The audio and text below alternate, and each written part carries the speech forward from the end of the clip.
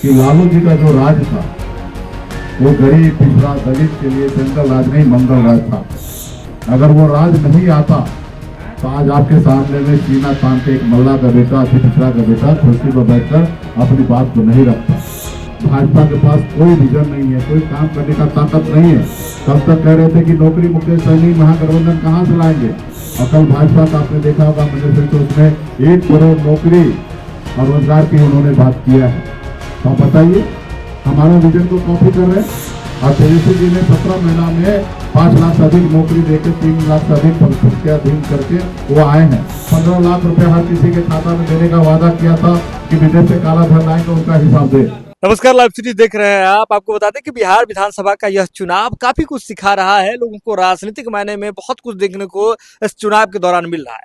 हमने देखा था कि गौराबराम विधानसभा का सीट है वह काफी महत्वपूर्ण हो गया था। हमने देखा था कि कैसे महागठबंधन के 2 घटक दलों ने वहां से अपने उम्मीदवार को उतार दिए थे। राष्ट्रीय जनता दल की ओर से भी उम्मीदवार उतर गए थे, वीआईपी पार्टी की ओर से भी उम्मीदवार उतारे गए थे। लेकिन बाद में जब जो तेजस्वी यादव है जो कि महागठबंधन के सीएम फेस हैं, वे सामने आते हैं और कहते हैं कि महागठबंधन से गौराबराम में सिर्फ एक उम्मीदवार है, वह है वीआईपी पार्टी के राष्ट्रीय अध्यक्ष संतोष सहनी। उसके बाद सब कुछ क्लियर हो गया था। लेकिन इसके बाद अब आपको बताते हैं कि आरजेडी के नेता भी अब संतोष सहनी के प्रचार में उतर आए हैं। मुकेश सहनी जो कि वीआईपी के राष्ट्रीय सुप्रीमो है, वीआईपी पार्टी के सुप्रीमो है, बिहार सरकार के पूर्व मंत्री हैं, सन ऑफ मल्ला के नाम से जाने जाते हैं। तो मुकेश सहनी क्या कुछ कह रहे हैं इस पूरे प्रकरण पर, आइए देखते हैं उनका ये वीडियो। कि जब महागठबंधन की सरकार बनेगी तो जंगल राज आ जाएगा।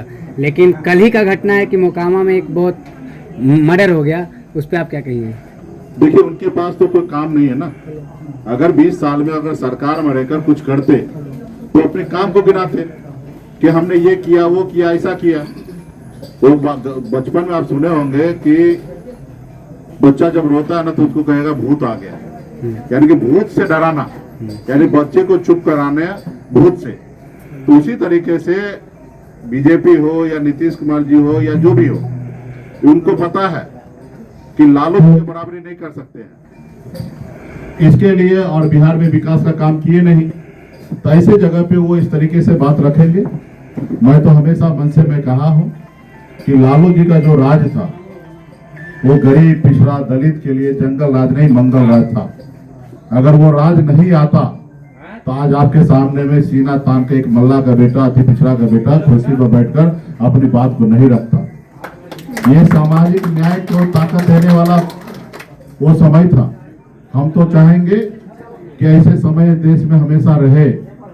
मोहन भागवत जी ने कहा कि गरीब पिछड़ा दलित को 2000 साल तक हम लोगों ने पशु समान बना के रखा था।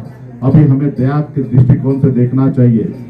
मैं उनको कहना चाहूंगा कि मुझे दया की पात्र नहीं, हमारा इस धरती पे, हमारा इस राज्य में, इस देश में जो अधिकार है उस अधिकार के साथ हम जीना चाहते हैं, क्योंकि बाबा साहब भीमराव अम्बेडकर ने हमें संविधान में हमें ताकत दिया, वोट गिराने का ताकत दिया है। इसलिए भाजपा के पास कोई विजन नहीं है, कोई काम करने का ताकत नहीं है। कब तक कह रहे थे कि नौकरी मुकेश सहनी महागठबंधन कहाँ से लाएंगे, और कल भाजपा का आपने देखा होगा मैनिफेस्टो उसमें 1 करोड़ नौकरी और रोजगार की उन्होंने बात किया है। तो आप बताइए हमारा विजन को कॉपी कर रहे हैं। वो इससे पहले 20 साल शासन में रहे हैं, वो कितना नौकरी दिए वो बताए पहले। और तेजस्वी जी ने 17 महीना में 5 लाख से अधिक नौकरी देकर 3 लाख से अधिक अधीन करके वो आए हैं। तो बिहार के युवा को, हर को, किसी को पता है कि नौकरी का मतलब भरोसा वो है तेजस्वी प्रसाद यादव जी। और बिहार में हम लोगों के साथ लोग खड़े हो रहे हैं, इसलिए उनको मजबूरन कल घोषणा करना पड़ा कि हम 1 करोड़ नौकरी देंगे। पहले तो 2 करोड़ नौकरी का जो उन्होंने बात किया था 2014 में, उन्होंने जो 15 लाख रुपए हर किसी के खाता में देने का वादा किया था कि विदेश से काला धन लाएंगे, उनका हिसाब दे। अब 20 साल में कितना नौकरी नीतीश जी ने और मोदी जी ने दिए डबल इंजन, वो बिहार की जनता को पहले बताना चाहिए। बिहार के युवा अभी उतना गुमराह नहीं होने वाला है। बिहार की जनता को पता है कि हमें क्या करना है। धन्यवाद। तो वीडियो देख लिया आपने। मुकेश सहनी के साथ साथ जो आरजेडी के वरिष्ठ नेता हैं अब वो भी यहाँ पहुंचने लगे हैं। इस दौरान उन्होंने यह भी कहा, आरजेडी के वरिष्ठ नेताओं ने कहा कि यह चुनाव जो है उसमें कठोर होकर के पार्टी के निर्णय के साथ जाना पड़ता है। तो पार्टी का जो फैसला है उसके साथ सभी मतदाता को, सभी कार्यकर्ता को रहना चाहिए। देखिए क्या कुछ कह रहे हैं आरजेडी के वरिष्ठ नेता। मुकेश सहनी जी और हमारे हार्दिक अजीज उम्मीदवार संतोष साहनी जी, बम्पर बाबू जो हमारे पार्टी के वीआईपी के अध्यक्ष हैं, अल्लन खान साहब जो 4 मरतबा हमारे कॉरपोरेशन के मेंबर भी रहे हैं, और ऑल इंडिया अथलेटिक कमेटी जो हमारी है राजद की, उसके सचिव हैं, और यहाँ आए हुए सारे पत्रकार भाइयों, हमारे लिए आज बड़े फख्र की बात है कि हमारी बाईं तरफ एक ऐसा इंसान बैठा है जो हमारे इंडिया गठबंधन का डिप्टी सीएम का उम्मीदवार है, और ये कोई अकेले एक आदमी का फैसला नहीं है, बल्कि इंडिया गठबंधन के सारे जितने भी दल हैं उनका सामूहिक फैसला है। इसके अंदर राजद, कांग्रेस, सीपीआई, सीपीएम, माले, वीआईपी और आईआईपी, इन सारे दलों का एक साथ मीटिंग करके इनको डिप्टी सीएम का उम्मीदवार बनाया गया।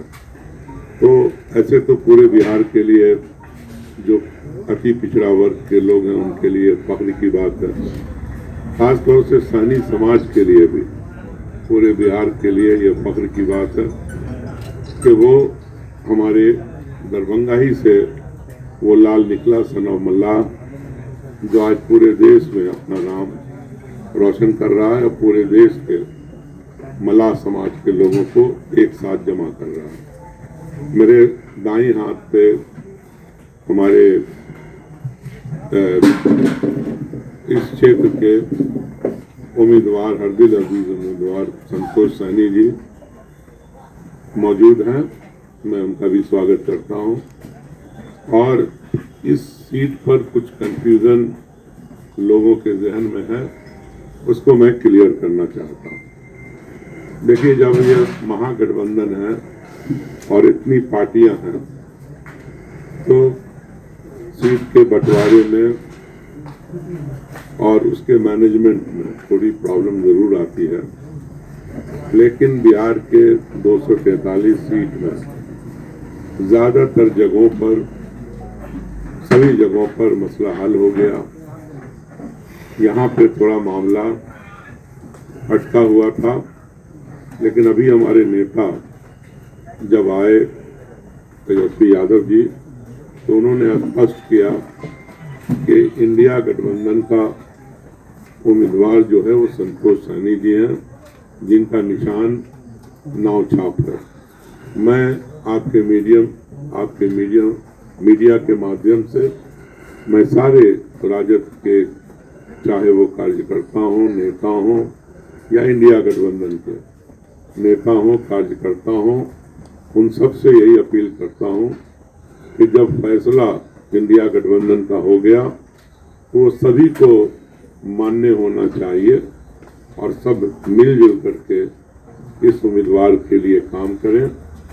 और वरना अगर ऐसा नहीं हुआ तो इससे रिश्तों में गांठ पड़ती है, जो हमारे नेता तेजस्वी जी ने और कल ही रात बात किया, और आज उनके जो सलाहकार हैं और सारा काम देखते हैं राज्यसभा के मेंबर संजय यादव जी से भी बात हुई, वो भी काफ़ी चिंतित थे। हमने कहा चिंता नहीं करिए, वोटर अपना मन बनाएगा, अभी 4 दिन बचा हुआ है।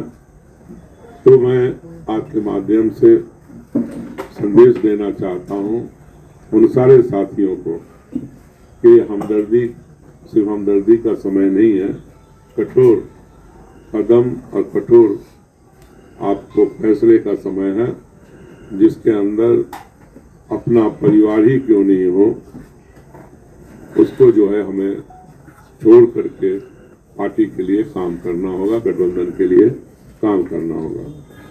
और मैं कुछ बातें और कहना चाहता हूं कि ये खास तौर से हमारे जो वीआईपी के सुप्रीमो हैं मुकेश सहनी जी, ये उनकी सीट है, ये यहाँ के रहने वाले हैं, तो ये इस तरह भी हमारे लिए काफ़ी इज्जत का मामला है कि इनके भाई यहाँ से कामयाब हों और जीतें। तो फिर एक मरतबा मैं अपील करते हुए अपने सारे साथियों से जो इंडिया गठबंधन के हैं, उनसे उम्मीद करते हैं कि वो संतोष सहनी जी के नाव छाप पर बटन दबा करके इन्हें कामयाब करने का काम करेंगे। बहुत बहुत धन्यवाद। तो वीडियो देख लिया आपने। आपको बता दें कि बिहार विधानसभा चुनाव में गौरा बराम सीट की अच्छी खासी चर्चा हो रही है।